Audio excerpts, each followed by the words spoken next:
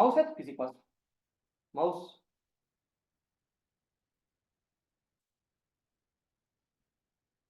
है क्या?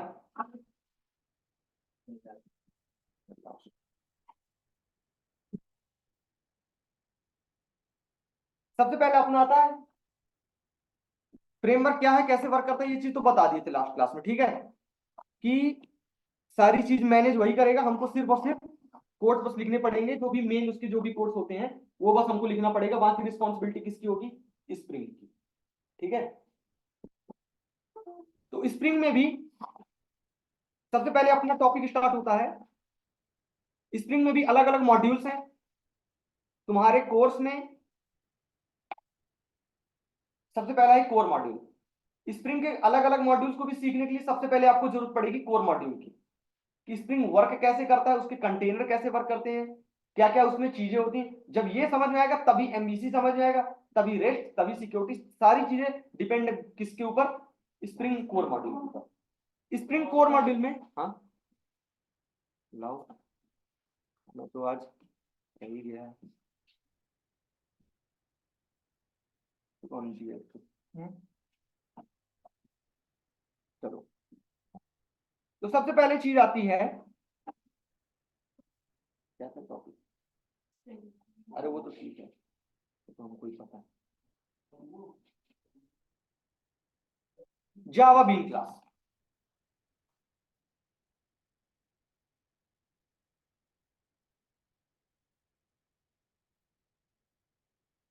जावा bean class, ठीक है। तो जावा बीन क्लास क्या कहलाती है? ऐसी क्लास जो as a data carrier class work करती है, वो कहलाती है जावा बीन क्लास। मतलब कि एक क्लास से एक क्लास से दूसरे क्लास में हमको डेटा शेयर करने के लिए सबसे पहले हमको जरूरत पड़ेगी किसकी? हम डायरेक्ट उसको तो शेयर कर नहीं सकते, ठीक है। जब अपन प्रोजेक्ट पे वर्क करते हैं तो ऐसे नहीं कि एक डेटा यहां से हम सेंड कर दिए एक क्लास से दूसरे क्लास, यहां से किसी मेथड से इसमें किसी ने सेंड कर दिया, उसका आउटपुट इसमें आ गया, ठीक है। वो प्रॉपर मैनर नहीं है। कुछ भी डेटा एक क्लास से दूसरे क्लास में सेंड होगा as a bean class share होगा, ठीक है। तो बीन क्लास क्या कहलाती है? Been class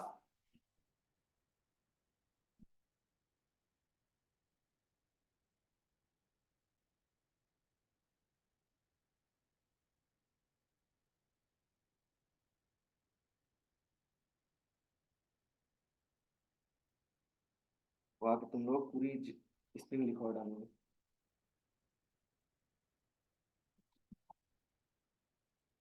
it is a Java class which is developed by some standard, ठीक है, which is developed by some standards। अब वो स्टैंडर्ड्स क्या है? अगर कोई भी क्लास को जावा बीन क्लास बनना है तो वो स्टैंडर्ड क्या है? पहला, it must implement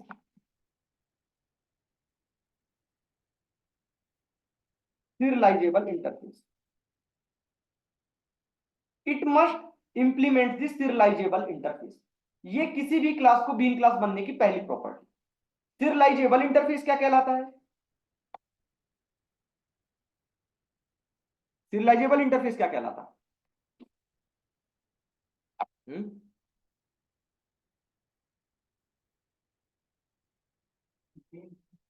functional interface का नाम सुना?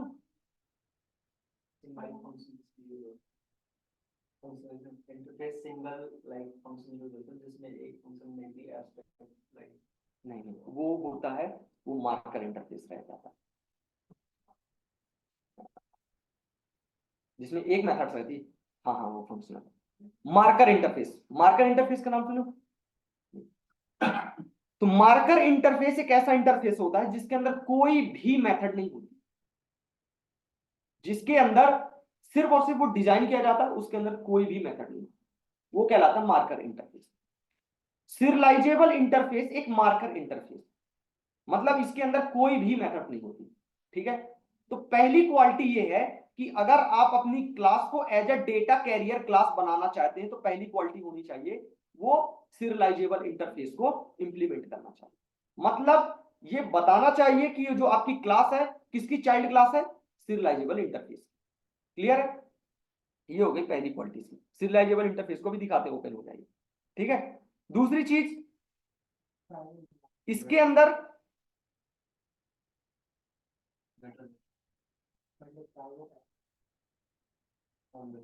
all the variables should be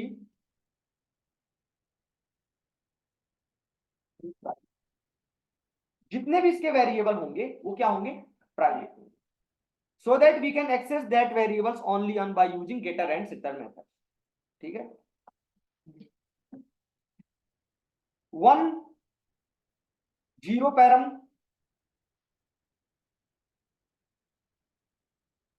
constructor, एक जीरो पैरम कंस्ट्रक्टर वहां पे होना चाहिए। ठीक है, ये हो गई मिनिमम रिक्वायरमेंट्स किसकी, अगर किसी क्लास को आप एज अ बीइंग क्लास बनाना चाहते हैं। ठीक है,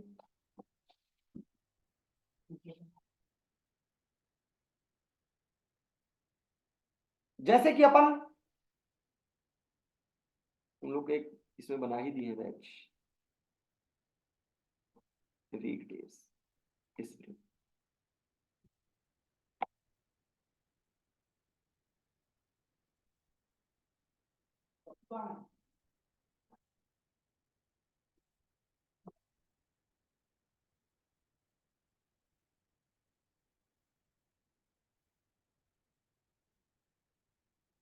क्रिएट अ मैवेन प्रोजेक्ट एक बना दो। ठीक है, अभी तक किसमें बनाते थे एप्लीकेशन, डायनेमिक वेब प्रोजेक्ट। अपन तो बनाते थे, इन लोग को पूछ रहे डायनेमिक, अब बनाएंगे मैवेन। मैवेन एक एडवांस टूल है किसी भी टाइप के एप्लीकेशन को बनाने के लिए, चाहे वो स्टैंड अलोन एप्लीकेशन हो, वेब एप्लीकेशन हो, किसी भी टाइप के जावा के एप्लीकेशन बनाने के लिए मैवेन एक एडवांस टूल है। इसलिए क्या करता है, ये बहुत सारी चीजें हमको ऑटोमेटिक प्रोवाइड करा देता है। ठीक है, जैसे कि अलग अलग डिपेंडेंसीज, डिपेंडेंसीज क्या है, जो भी जार फाइल हम वहां अलग से लगाते थे, तुम लोग किसमें नेटबीन्स में करते थे,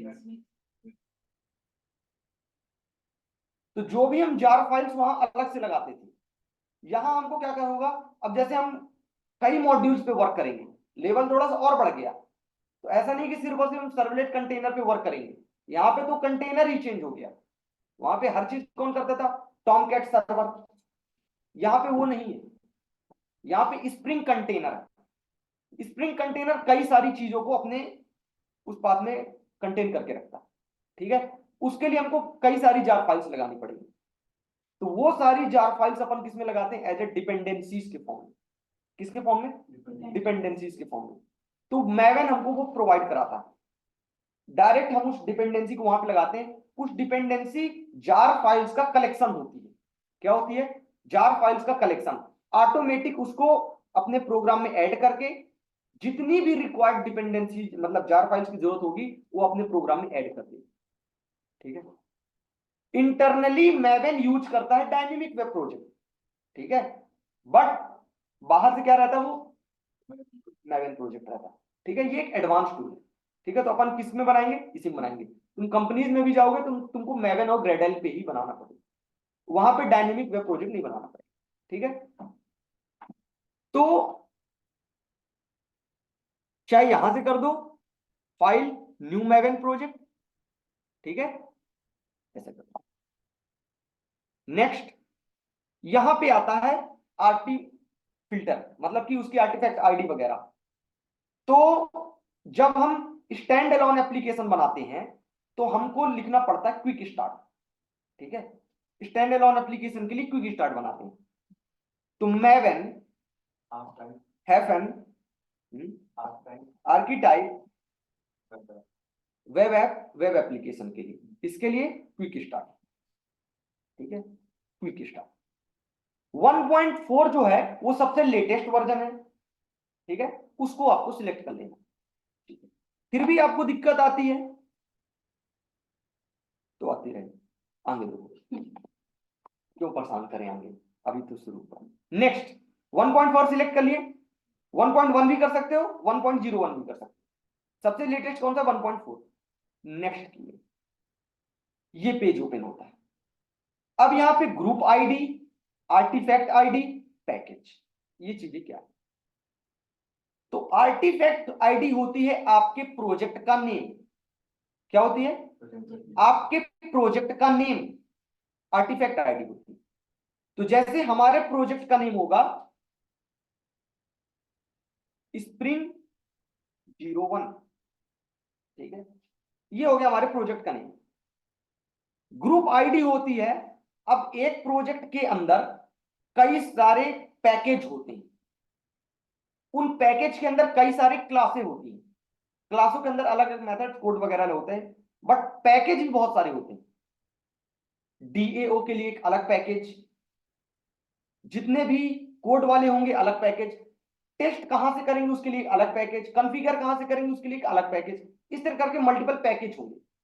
तो उन पैकेज का भी एक रूट फोल्डर होगा, उसका कहां नाम लिखते हैं? ग्रुप आईडी, ठीक है। जनरली अपन कर देते कॉम, ठीक है, कॉम लिख लेते हैं। ये एक डिफॉल्ट पैकेज बनाने के लिए बोलता है, com dot A Y dot, ठीक है, ए वाई मेरा नाम है, ठीक है, फिनिश कर दिया।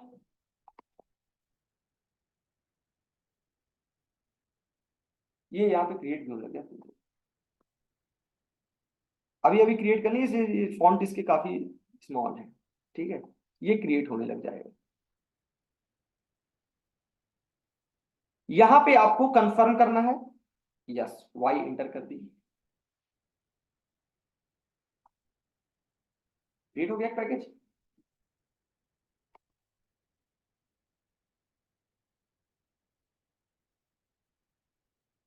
अभी ये देखो यहाँ पे ऐड हो रहा है, ऐड हो गया। तो ये बाय डिफॉल्ट इतनी चीजें इसके अंदर आती हैं।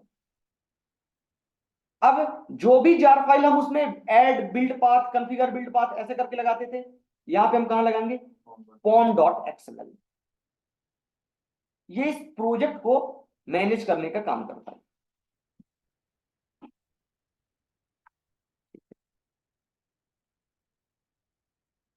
यहां पे हम उन्हीं जार फाइल्स को एज अ डिपेंडेंसी क्या करेंगे? ऐड करेंगे। तो पूरे सर्वलेट क्या है ये? स्प्रिंग, स्प्रिंग के लिए एक बहुत ज्यादा फेमस वेबसाइट है mvnrepository.com, ठीक है, mvn रिपोजिटरी। यहां आपको हर एक चीज की डिपेंडेंसीज मिल जाएंगी, ठीक है, कुछ भी चीज आपको ऐड करना हो, रिमूव करना हो, सब चीज की आपको डिपेंडेंसी यहां मिल जाएंगी। आपको डेटाबेस के लिए जो भी जार फाइल लगाते हो ना, वो भी यहां मिल जाएंगी, चाहे वो माई एसक्यूएल हो, चाहे वो ओरेकल हो, कोई और डेटाबेस हो, यहां मिल जाएगी।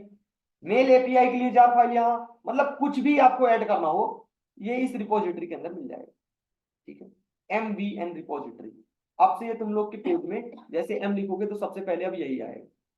कितनी तुम लोग इसके मतलब क्या है? डिपेंडेंसी वही जार फाइल्स का कलेक्शन है, एपीआई की तरह। हाँ, ठीक है। वो जो जार फाइल हम वहां लगाते हैं, वही यहाँ क्या होती है?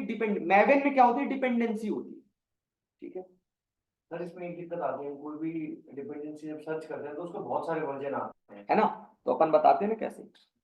तो जैसे हम सर्च करेंगे, सपोज किए स्प्रिंग कॉन्टेक्स्ट सपोर्ट, स्प्रिंग के लिए यूज करेंगे,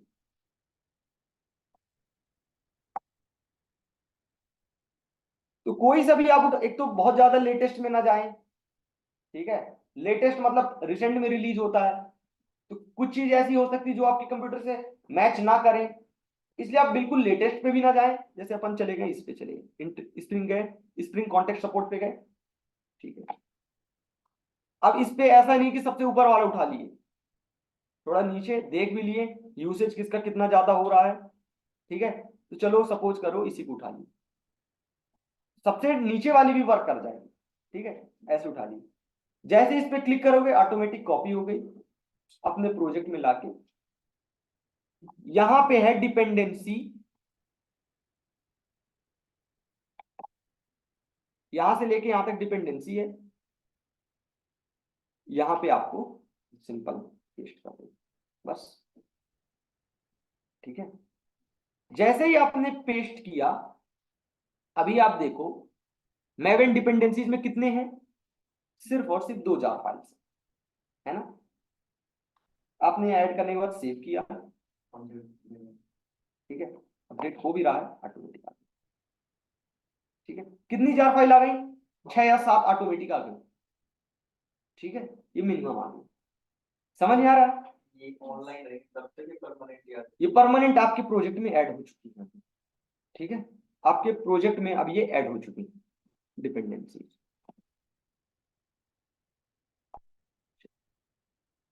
यहां पे एक बाय डिफॉल्ट पैकेज बन गया है com.ay.test। इसी तरह करके हमको मल्टीपल प्रोजेक्ट्स बनाने। ठीक है, सपोज करो जैसे हम इसी के अंदर क्या बनाते हैं, एक पैकेज बनाते हैं com.ay.beans। बीन्स क्या स्टोर करेगा, सिर्फ और सिर्फ बीन क्लासों को स्टोर करेगा।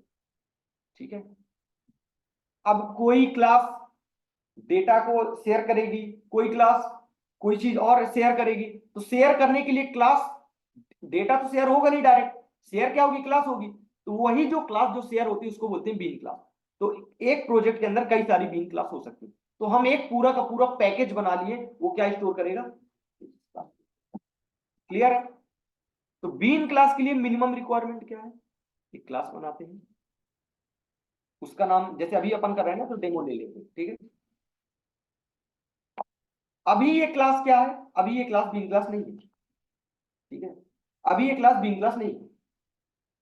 क्या मैंने क्वालिटीज 3 बताई, सबसे पहली चीज implement serialisable interface. Serialisable interface को मैंने बताया था, ये एक मार्कर इंटरफेस है जिसके अंदर कोई मेथड नहीं होती। इसको ऐसे क्लिक करोगे देखोगे कुछ भी नहीं इसके अंदर। ठीक है, सिर्फ और सिर्फ ये शेयर करने का काम करता है, मतलब जो भी क्लास सीरियलाइजेबल को इंप्लीमेंट करेगी, मतलब उसकी चाइल्ड क्लास है, वो as a data carrier work करेगी। अब इसके अंदर आप कुछ भी लिखो, सारे वेरिएबल किस फॉर्म में होंगे, प्राइवेट होंगे, चाहे वो नेम हो,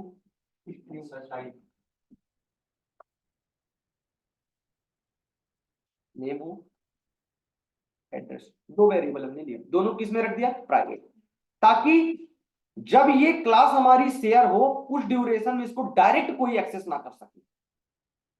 ठीक है, बीन क्लास क्या होगी, शेयर होगी, शेयर होगी तो उस ड्यूरेशन में इसके वेरिएबल्स को कोई एक्सेस ना कर ले, इसलिए हम इस क्लास के वेरिएबल्स को क्या कर दिए, प्राइवेट वेरिएबल को एक्सेस करने के लिए इनकैप्सुलेशन। क्या कहता है encapsulation, getter and shutter.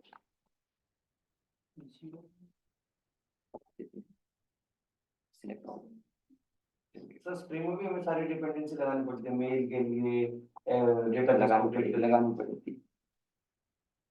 Minimum जितनी भी है तो उसमें तो आ गई है, उसके एडिशनल अगर हम कोई चीज करेंगे तो फिर लगानी पड़ेगी। ठीक है, तो ये चीज हो गया गेटर सेटर। थर्ड मैंने क्या बताया था, जीरो पैरामीटर। चल तो बिना इसकी भी आती है, चल क्योंकि डिफॉल्ट आ जाता, बट डिफॉल्ट पे बनता है क्रिएट होता है, मतलब यूज ही नहीं करता था। ये हो गया, तो ये क्लास क्या हो गई,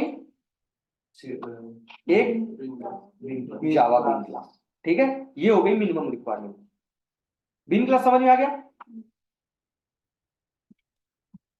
all the variables must be accessed by using getter and setter। Sir जो गेटर सेट यूज करें इसमें ये मेथड हम खुद से भी टाइप कर सकते हैं, खुद से भी आप टाइप कर सकते हैं। ये आपने गेटर सेट तो कैसे लिए बताएंगे, यूज नहीं किया कंट्रोल स्विच बताते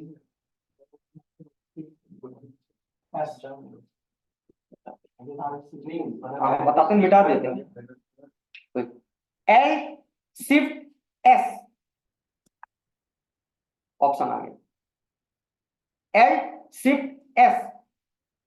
यहां पे आप देखोगे एक ऑप्शन रहेगा जनरेट गेटर्स एंड सेटर्स। आपको जितने के लिए भी क्रिएट करना है, आप गेटर बस चाहते हो तो गेटर बस क्लिक कर सकते हैं, सेटर बस चाहते हो सेटर बस, गेटर सेटर दोनों सिलेक्ट ऑल। टाइप उनका चेंज करना चाहते हैं टाइप चेंज कर लीजिए, पहले गेटर्स फिर सेटर्स, ऐसा भी कर लीजिए। ठीक है,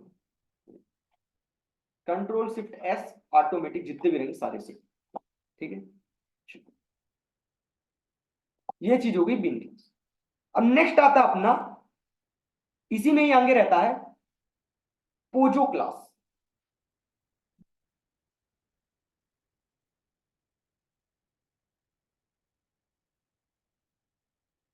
पोजो क्लास क्या कहलाती है? POJO stand for plain object Java, Java class रहती है।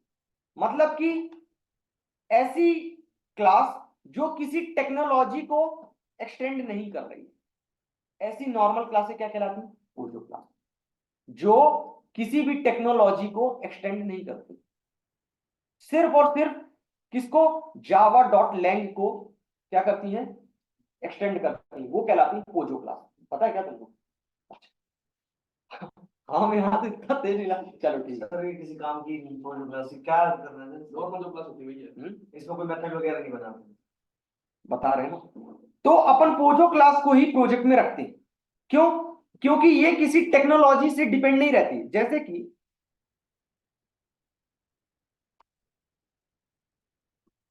जैसे कि एक नॉर्मल हमने क्लास लिया, क्लास डेमो हमने लिया, ठीक है।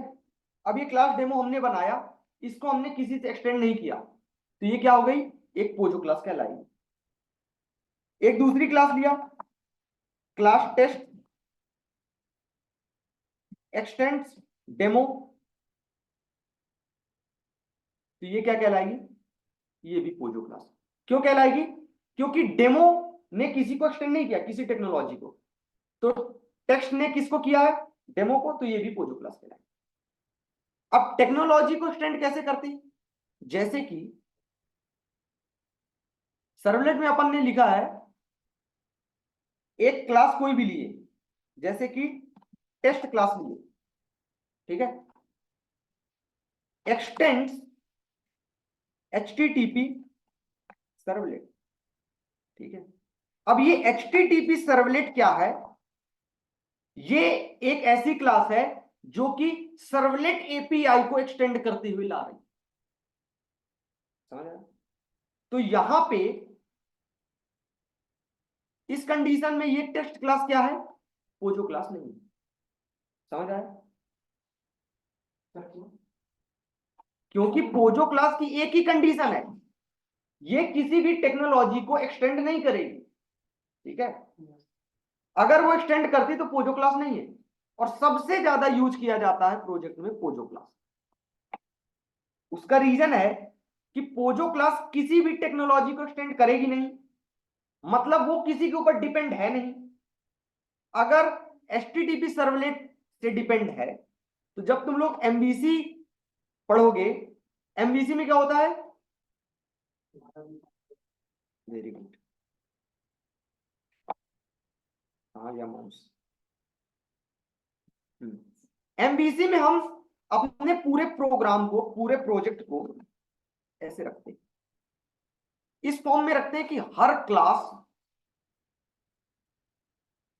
एक दूसरे से इतना इंडिपेंडेंट हो कि एक क्लास में आग भी लग जाए तो दूसरे क्लास को प्रोग्राम रन होने में एरर तक ना आए।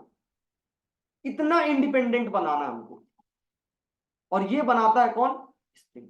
स्प्रिंग कंटेनर इसकी पूरी रिस्पॉन्सिबिलिटी लेता है, समझ? मतलब कि एक क्लास, अगर अभी हम जो भी बनाए होंगे एप्लीकेशन एडवांस जावा में, अगर एक में भी कहीं एरर आ जाता, कहीं नोटेशन भी गलत लगा देते हो ना, तो सर्वर ही नहीं स्टार्ट होता, क्योंकि वो टेक्नोलॉजी डिपेंडेंट है। अगर आप उसमें ओरेकल यूज किए हुए हैं, तो उसी टाइम पे आप MySQL यूज करना काफी डिफिकल्ट है, ठीक है। तो हमारे प्रोग्राम को ऐसा इतना लूज कपलिंग बनाना है, लूज कपलिंग नहीं कहलाता, कि हमारा एक क्लास दूसरे क्लास के ऊपर डिपेंड ना हो। वो डिपेंड कब नहीं होगा, जब हर क्लास उसकी क्या होगी, पोजो क्लास होगी। ठीक है, तो पोजो क्लास किसी भी टेक्नोलॉजी पे डिपेंड नहीं है। ठीक है, वो एक नॉर्मल क्लास रहेगी, सिर्फ और सिर्फ जावा डॉट लैंग से जो भी चीजें मिलती आ रही हैं उसको बस वो क्या करेगी, एक्सटेंड करेगी। ठीक है, जैसे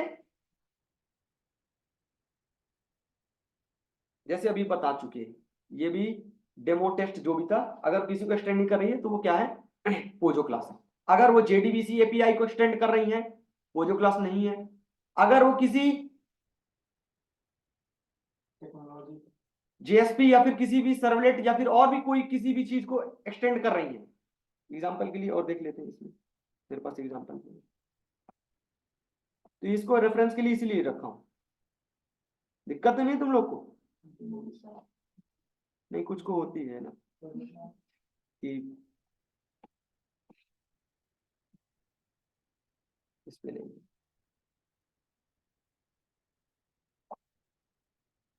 मैक्सिमम,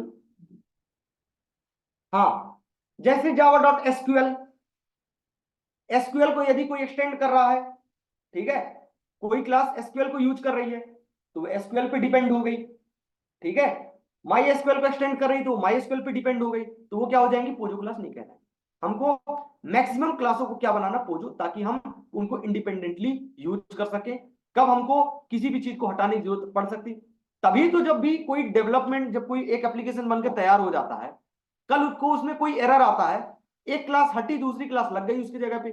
अगर वो इतना ज्यादा कॉम्प्लेक्स होगा तो एक एप्लीकेशन न जाने कितने पैकेज और कितने उसकी क्लासें रहती हैं। किसी एक टीम में करीब 7 लोग रहते हैं, 7 से 8 लोग रहते हैं।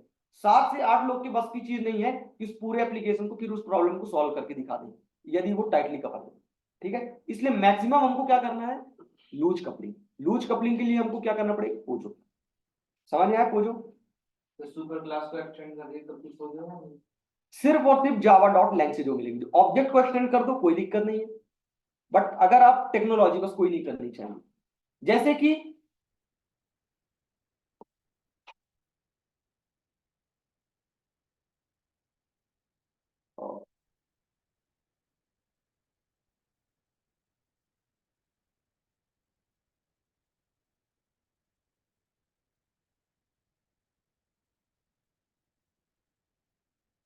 और एग्जांपल के लिए, जैसे कि अगर कोई एक क्लास है, वो कर रही है, इंप्लीमेंट्स कर रही है इसको, सीरियलाइजेबल को, सीरियलाइजेबल इंटरफेस को इंप्लीमेंट कर रही है। तो सीरियलाइजेबल इंटरफेस को इंप्लीमेंट कर रही है तो ये पोजो है कि नहीं है, तो ये पोजो है। क्यों? क्योंकि जो सीरियलाइजेबल जो इंटरफेस है वो कहीं ना कहीं जावा डॉट लैंग पैकेज के ही अंदर आता है। ठीक है, ये जावा डॉट आईओ पैकेज, ये जो एक डिफॉल्ट लाइब्रेरी मिलती है इसी के अंदर आता है। कोई अलग से टेक्नोलॉजी बस को एक्सटेंड ना करे बस। ठीक है, ऐसे वो क्या कहलाते हैं, पोजो क्लास कहलाते हैं। पोजो से ही सिमिलर है पोजी इंटरफेस।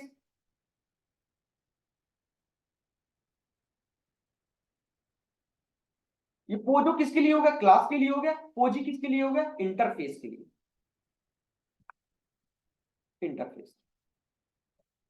तो यदि कोई इंटरफेस किसी टेक्नोलॉजी को एक्सटेंड या इंप्लीमेंट नहीं करता है तो वो क्या है, पोजी इंटरफेस। ठीक है, जैसे कि सर्वलेट क्या था, सबसे ऊपर वाला इंटरफेस था, यदि सर्वलेट को तुम